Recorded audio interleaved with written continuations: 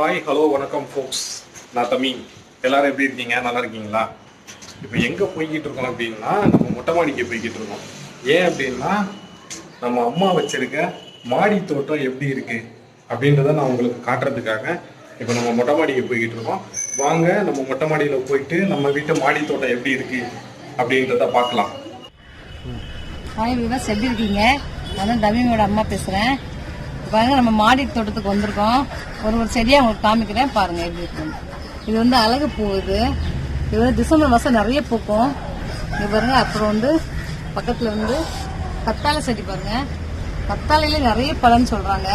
நாங்கள் ஃபேஸ்க்கு நிறைய யூஸ் பண்ணியிருக்கோம். அப்புறம் இது எடுத்துட்டு போய் கட் பண்ணி கீழே உள்ள பாகத்தை இப்படி கட் பண்ணணும். ஃபுல்லாக கட் பண்ணி அதில் மேலே இருக்க தோல், பச்சை கலர் தோல் எல்லாம் எடுத்துட்டு உள்ள ஜெல் மாதிரி இருக்கும். அதை எடுத்து நம்ம நல்லா 7 வாட்டி 8 வாட்டி நல்லா தண்ணியில் போட்டு அலசி கழுவிட்டு அப்புறமா நம்ம பாலில் வேணாலும் சாப்பிடலாம், இல்லாட்டி சும்மா அப்படியே சாப்பிட்டு தண்ணி குடிக்கலாம். நல்லா இருக்கும். வயிற்று குளிர்ச்சி, வயிற்று புண்ணுக்கெல்லாம் நல்லதுன்னு சொல்லுவாங்க. அப்புறம் இது பாருங்க, நித்திய கல்யாணி பூ எங்கள் வீட்டில் நிறைய இருக்கும். அதுவும் நிறைய ஹீமோகுளோபின் நிறைய கூடுன்னு சொல்லுவாங்க. பெண்களுக்கு நிறைய சீக்கிரமே பாயிண்ட்டுகள் பிளட்ல கம்மியாக இருக்கும்னு சொல்லுவாங்க இல்லையா? 6 பாயிண்ட் 5 பாயிண்ட் ஆயிரும், நிற்கவே முடியாது, மயக்கம் வரும்னு சொல்லுவாங்க. இந்த பூ ஒரு 20 பூ 25 பூ எடுத்து கிளாஸ்ல 2 கிளாஸ் தண்ணியில் போட்டு நல்லா கொதிக்க வச்சு அந்த தண்ணியை நீங்கள் 1 கிளாஸ் ஆன பிறகு குடிச்சிங்கன்னு வைங்களேன், 1 மாதம் கழிச்சிங்க ஹீமோகுளோபின் பாருங்களேன், நல்ல பாயிண்ட் ஜாஸ்தியாக இருக்கும். எனக்கு நிறைய நல்ல ரிசல்ட் வந்துருக்கு, சாப்பிட்ருக்கேன். அப்புறம் பாருங்க, மருதாணி பாருங்க, டார்க்காக பிடிக்கும். ஒரு நாள் நான் கையில் கூட வச்சுட்டு காமிக்கிறேன். ரொம்ப டார்க்காக பிடிக்கும். எங்கள் பிள்ளைங்களுக்குலாம் பொம்பளை பிள்ளைங்களாம் எங்கள் வீட்டில் இருக்காங்க. அவங்களாம் ரொம்ப ஆசைப்பட்டு கேட்டாங்கன்னா என் வீட்டில் மருதாணி நிறைய 2 தொட்டி 3 தொட்டி வச்சுருக்கிறேன். இங்கே பாருங்க.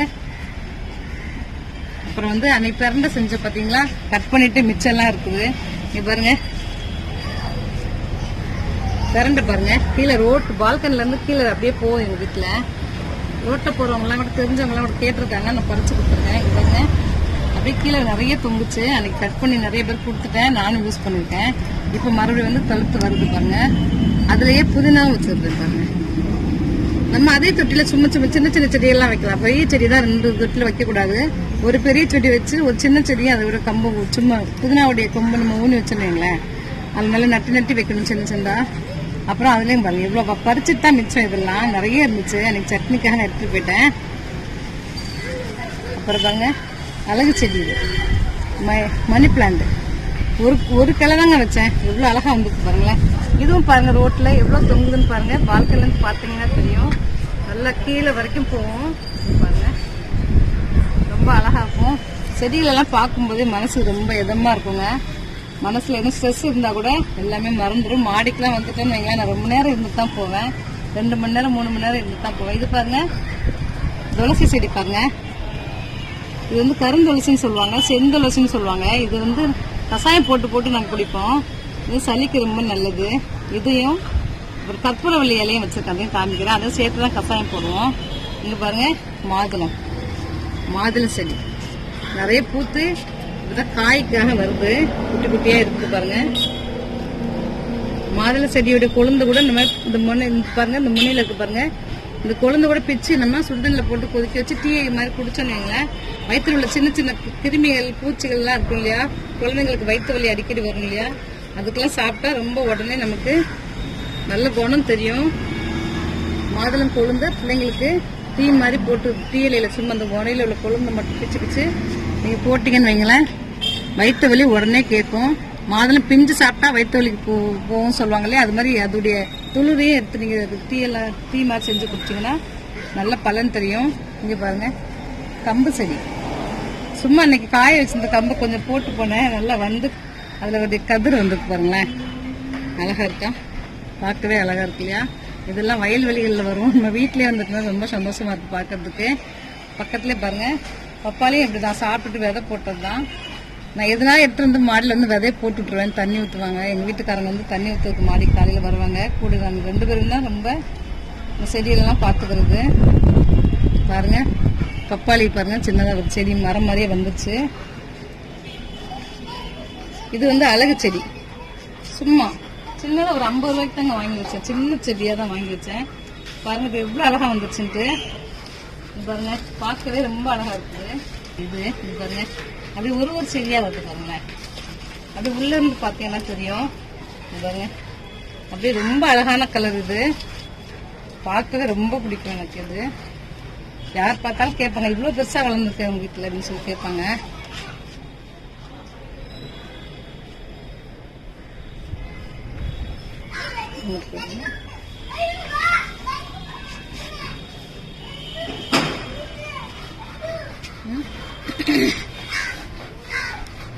இப்போ வந்து மல்லி செடி பாருங்க, மல்லிப்பூ சீசன்ல வந்து நல்லா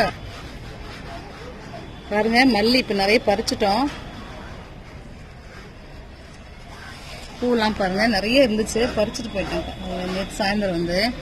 இப்போ வந்து 1-2 தான் நிக்குது. 2-3 முழம் பூக்குங்க எங்க வீட்டில் நாங்கள் பூ வந்து ரொம்ப மனமா இருக்கும். ஒரு பூ பொத்தாவே நான் எவ்வளோ ஆசைப்படுவேன். இப்போ பாருங்க அதோட வந்து கருவேப்பிலையும் விதை வாங்கிட்டு வந்து போட்டது. இங்க பாருங்க எப்படி இருக்குன்ட்டு. கருவேப்பிலை பழம் பாருங்களேன்.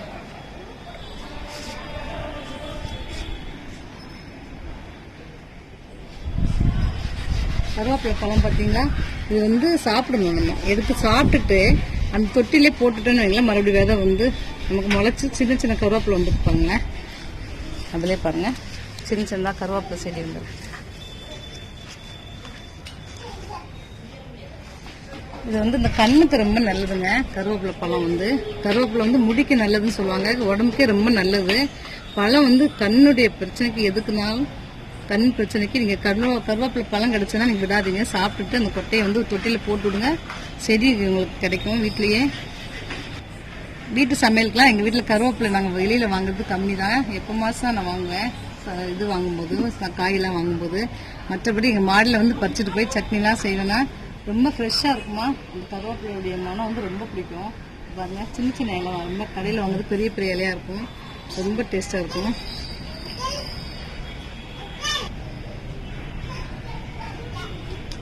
அப்புறம் பாருங்க நித்தியக்கலை நிறைய ஏன் வச்சிருக்கிறேன் அப்படின்னா, எங்கள் வீட்டில் சுகருக்கும் ரொம்ப நல்லதுன்னு சொல்கிறாங்க. ப்ரெஷர் வந்து ஹை ப்ரெஷர் இருக்கவங்களுக்கு வந்து இந்த பூ வந்து நிறைய, நான் சொன்னேன்ல ஃபஸ்ட்டு கொதிக்க வச்சு குடிக்கணுன்ட்டு, அதே மாதிரி குடித்தாவே போதும்.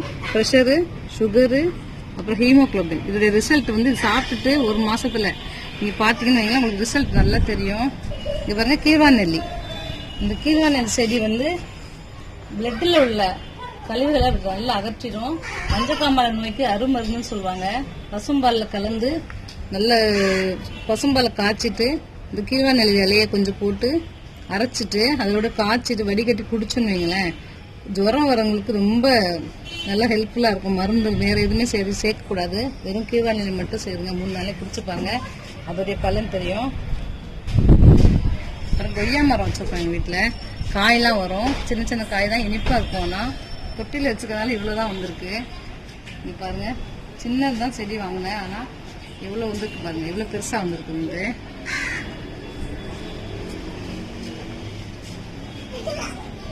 அப்புறம் வந்து இதில் வந்து பாருங்க தக்காளியெல்லாம் வச்சு காயெல்லாம் வந்து முடிஞ்சிச்சு, புதுசாக தக்காளி போட்டிருக்கேன். பாருங்க இன்னும் பூ வர ஸ்டேஜில் இருக்குது. அப்புறம் வந்து இது வந்து சப்ஜா விதை, நம்ம தண்ணியில் போட்டோன்னே வரும் தெரியா, சர்பத்துலாம் போட்டு குடிப்போம் இல்லையா, அந்த செடி போட்டிருக்கேன். காயெல்லாம் வந்துருச்சு அது, இப்போ புதுசாக தான் செடி போட்டிருக்கேன். அப்புறம் வந்து இது வந்து கற்பூரவள்ளி. நான் கற்பூரவள்ளி நிறைய வச்சுருக்கேன் எங்கள் வீட்டில். எவ்வளோ பெரிய இலை பார்த்தீங்களா.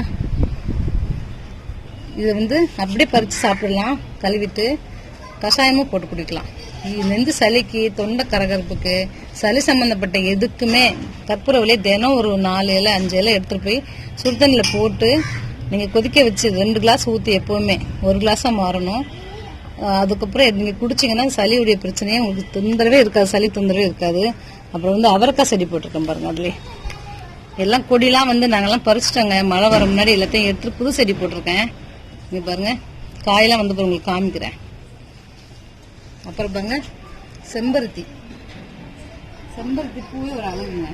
பாருங்க காலையில் மாடிக்கு வந்தோம்னாலே இந்த செம்பருத்தி பூ பார்க்க அவ்வளோ ஒரு அட்ராக்ஷனாக இருக்கும், கலர்ஃபுல்லாக இருக்கும், ரொம்ப இதமாக இருக்கும் பார்க்கறதுக்கு. இங்கே பாருங்க அப்படியே லைனாக பூத்துருக்குது பாருங்களேன்.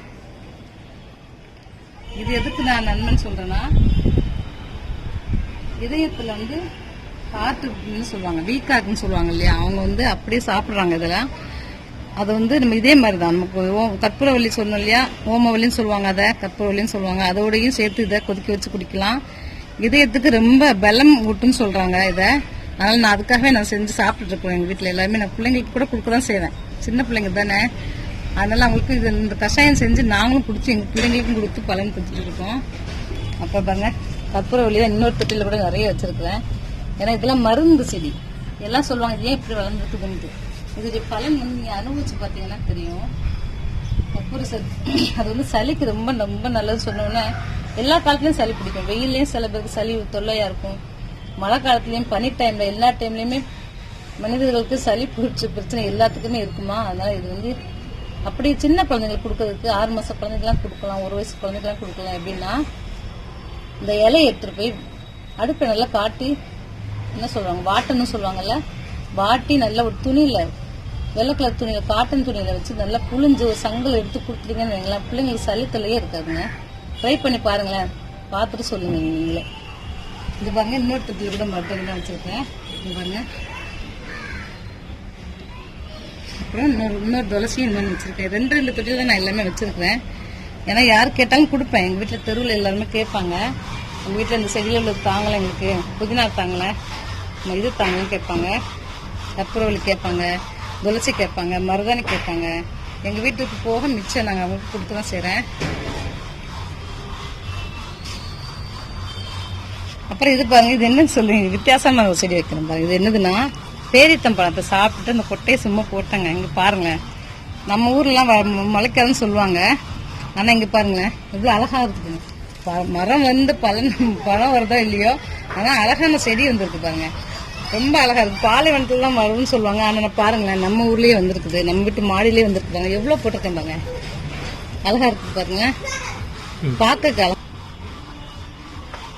இன்னொரு தொட்டியில போட மருதாணி தான் வச்சிருக்கிறேன். அதுலயே பாருங்க சொடக்கு தக்காளி செடின்னு சொல்றோம் இல்லையா, ரொம்ப மருத்துவம் உள்ளதான் அது. எங்க வீட்டுல நிறைய இருந்துச்சு, சாப்பிட்டுட்டு மறுபடியும் செடியில போட்டிருக்கேன். அதுல இங்க பாருங்க, இதெல்லாம் பாருங்க சொடக்கு தக்காளி தான் நிறைய வந்திருக்கு. சொடக்கு தக்காளி பழம் பாத்தீங்களா, இதோட செடி தான் இது. வளர்ந்த பிறகு நான் சொடக்கு பழம் கிடக்கும்போது உங்களுக்கு நான் போட்டோல காமிக்கிறேன், வீடியோ எடுத்து போடுறேன். இங்க பாருங்க மருதாணி பெரிய இலை வாங்கி ஆசைப்பட்டு வச்சிருக்கேன். எங்க வீட்டுல சின்ன சின்ன இலை தானே இருக்குதுன்ட்டு நல்லா பிடிக்கும்னு சொன்னாங்க, தெரிஞ்சவங்க கிட்ட தான் வாங்கி வச்சிருக்கிறேன். இது வந்து பச்சை மிளகா, நீட்டு பச்சை மிளகா இல்ல, குண்டு பச்சை மிளகா. கடையில் நம்ம காஞ்ச மிளகா குண்டு மிளகா வாங்குறோம் இல்லையா, அதோடைய இதுதான் விதை தான் போட்டேன். நல்ல காய் வந்து இப்ப மறுபடியும் பூ வருது பாருங்க. காயெல்லாம் பறிச்சிட்டோம், இப்ப மறுபடியும் காய் வந்து கூட உங்களுக்கு காமிக்கிறேன். இது பாருங்க, இது குண்டு பச்சை மிளகா. இது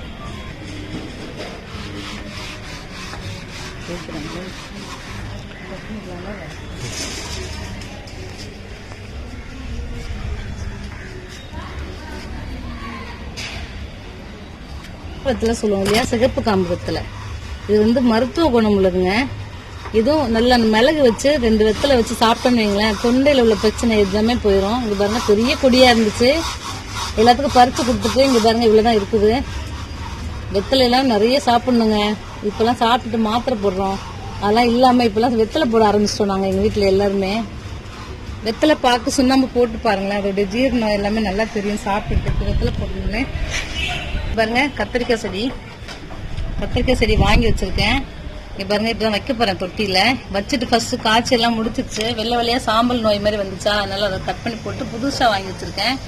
பாருங்க புதினா கூட அதோடைய இலையெல்லாம் எடுத்துட்டு காம்பு எடுத்து வச்சிருக்கேன். இந்த மாதிரி ஒரு இன்ச்சில் கீழே அப்படியே நல்லா ஊண்டி வைக்கணும். புதினா செடியை நல்லா வந்துடும். இங்க பாருங்க கத்திரிக்காய் செடி 3 செடி வாங்கி வச்சிருக்கேன். காய் பூ இருக்குது, காய் வந்து கூட உங்களுக்கு காமிக்கிறேன்.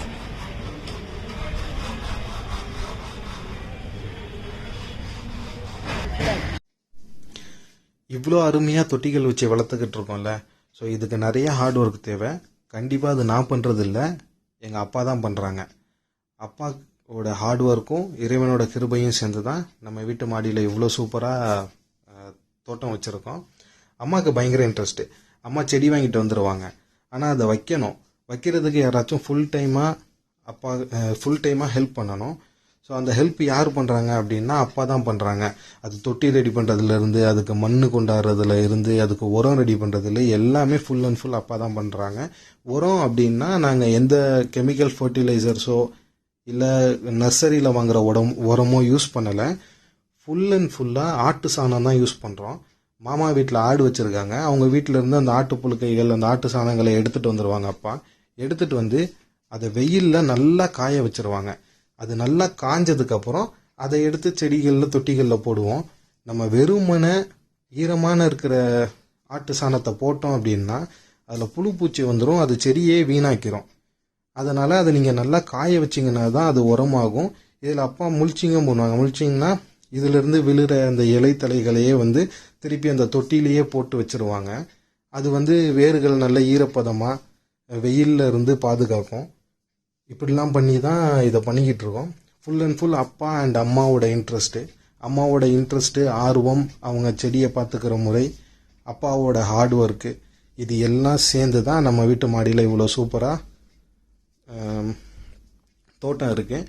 நீங்களும் கண்டிப்பாக ட்ரை பண்ணுங்கள். உங்களுக்கு ஏதாச்சும் டவுட் இருந்துச்சுன்னா நான் அப்பா அம்மாட்ட கேட்டு சொல்கிறேன். இந்த வீடியோ உங்களுக்கு பிடிச்சிருக்கும்னு நினைக்கிறேன்.